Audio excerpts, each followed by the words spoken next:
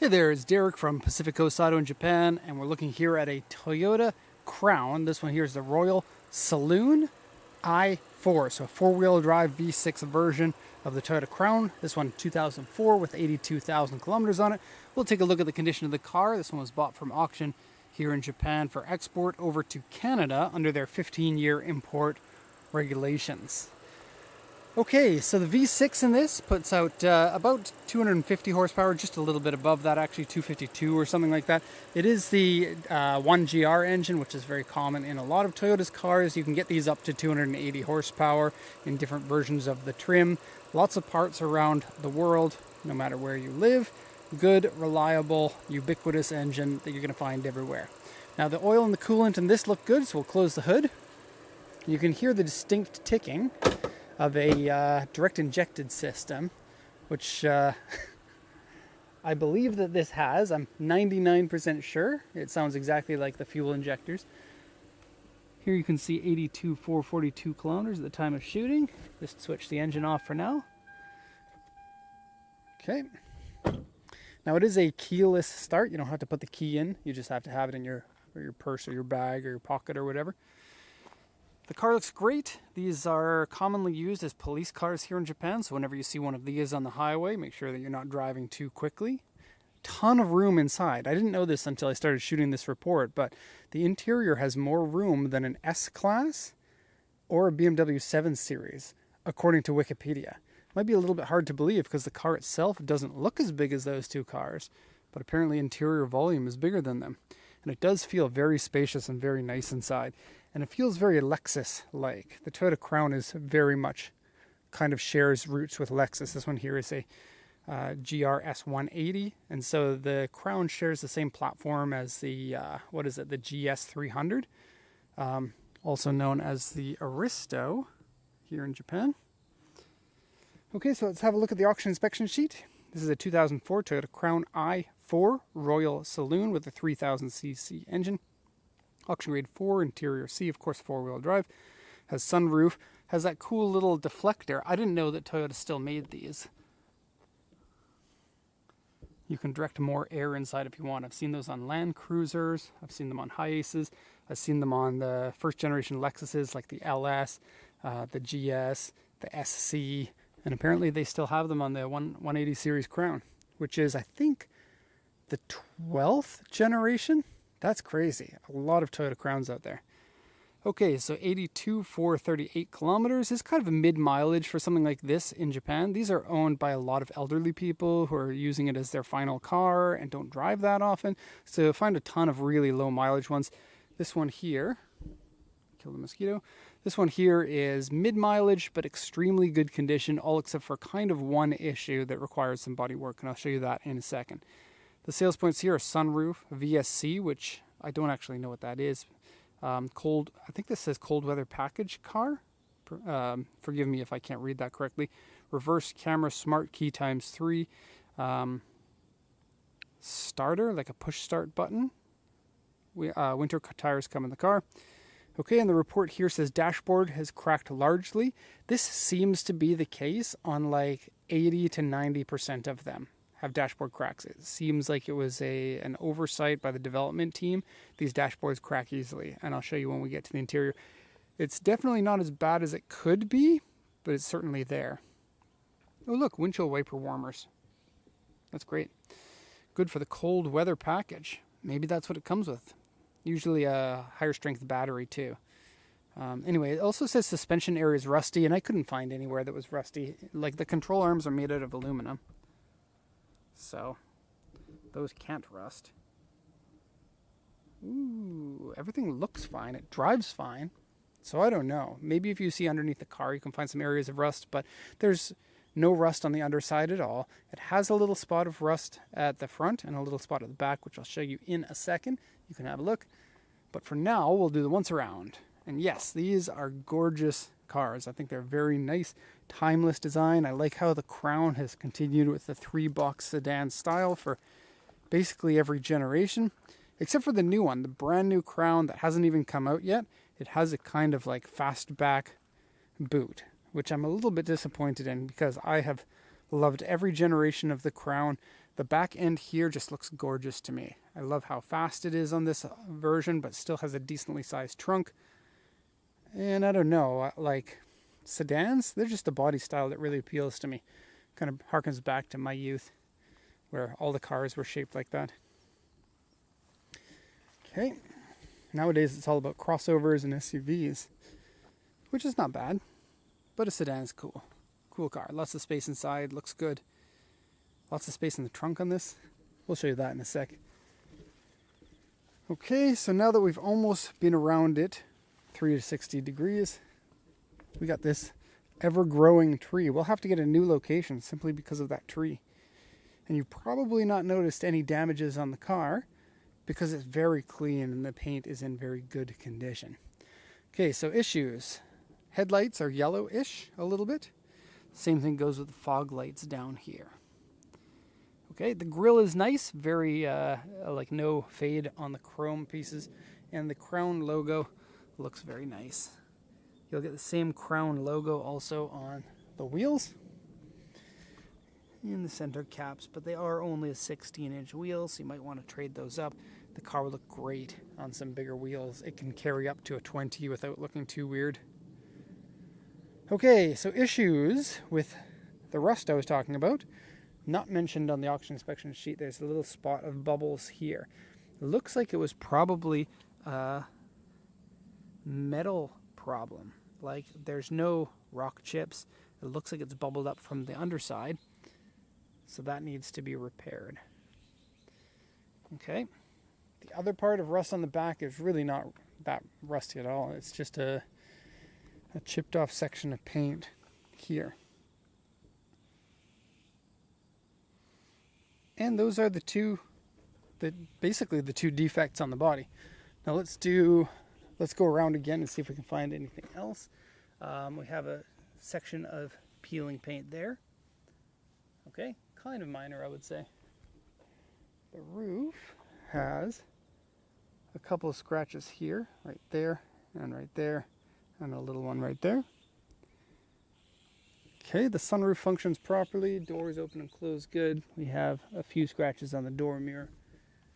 Going down here, just a minor scratching there. The rest looking good. A bit of difference in color between the fender and the bumper, kind of a natural thing. The car's 15 years old. Dual exhaust, cool I-4 badging. This one's going to Canada, so the four-wheel drive is a little extra useful there.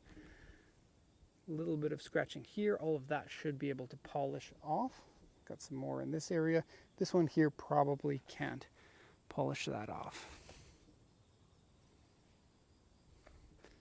Okay, rear sonar, so it beeps when you're going to back into a shopping cart or something. And this side here is all in exquisite condition, so not much to say there. Open the door. The doors feel great for opening and closing. Very Lexus-like again. Okay, and just like many of the early Lexuses, there's a trunk opening button on the back here. I'll just pop that for now. It has this fake wood interior, but it has a really nice look. The gray with the kind of ash-looking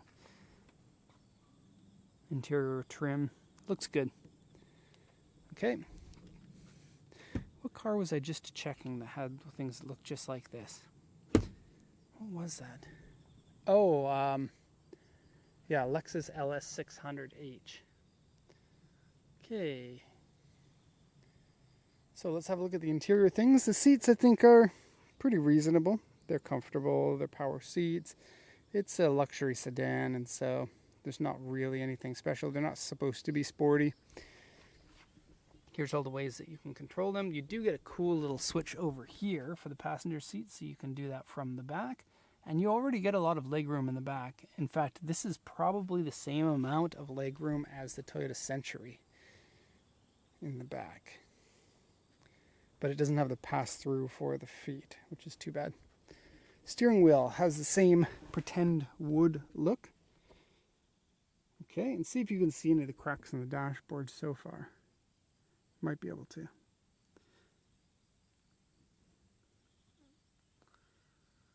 Okay, so the carpets are a nice high plush carpet. They're in good condition. It's the final mosquitoes of the season, so they're eating me alive.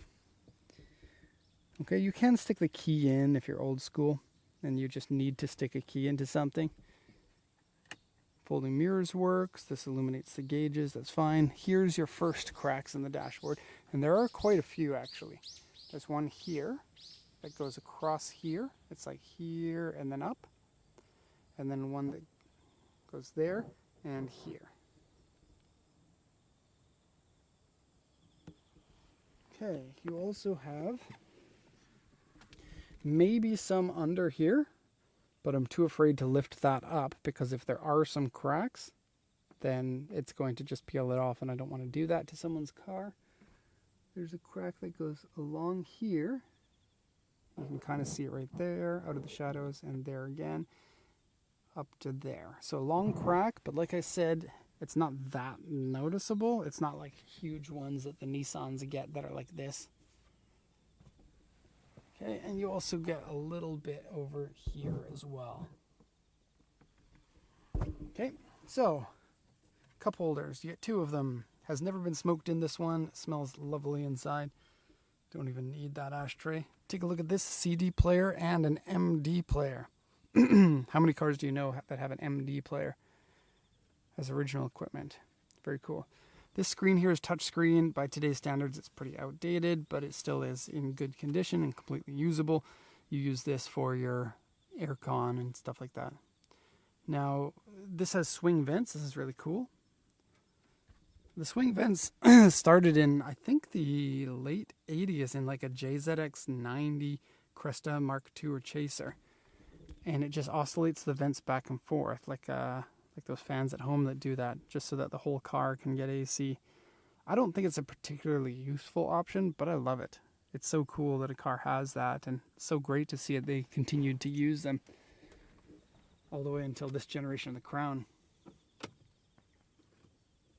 That's been converted over to an LED, so has that and that. Okay, and the sunroof tilts and slides. Oh, and this, kind of neat how that opens up like that. Into the back. So, as you can see, tons and tons of room. This seat is in the full back position, offering you 45 centimeters from seat to front. Vents here for the back. Nice carpet there. It is a 5-seater, so somebody can get the hump. Seats in the back look quite nice for a long trip. Okay. Open this up. Oh, they also have ISOFIX. Right there. So latches in the bottom and anchor positions up here for car seats if you need them. Here we have CD disc, track, volume, power, and mode controls, and a fairly spacious space to put your Nintendo Switch. Open this up and you get 2 cup holders. All springs function properly. Okay, this newspaper that's in there is from 2016. It has some, no, I didn't take the newspaper out to check the story, but it has some Trump election stuff on it right here.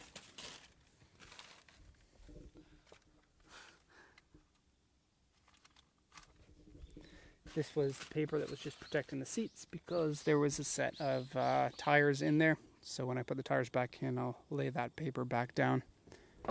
There are the tires over there. They're in rough condition. If they were in better condition, it might be worth it. But to send these, you can't send it in the car. So you have to take the tires off the wheels and then send them separately. Used tires can't be sent, so they'd have to be trashed anyway. And then these wheels, this one's not the worst one, but it has corrosion around here on all of them. Okay, I already popped the trunk so we can have a look inside. Okay, that box there contains like old windshield wipers, like winter ones. Has an optional crown storage bin thing. Okay, has these chrome little tie-down hooks like a Mercedes or BMW. Plenty of space in there. Of course, not as much as an SUV. Air purifier. Kind of cool. And the tire underneath is in good condition. You get it. Tools like the tow hook and the jack and stuff, and then pull this up. And you have a space saver spare in there. No signs of any rust or any issues in there. Okay, we are done for this Crown. I hope you enjoyed it. If you made it this far in the video, you are one of the lucky 30% that make it to the end of the videos. Give yourselves a high five, and then give me a high five in the comments. Thank you so much for watching, and have a nice day.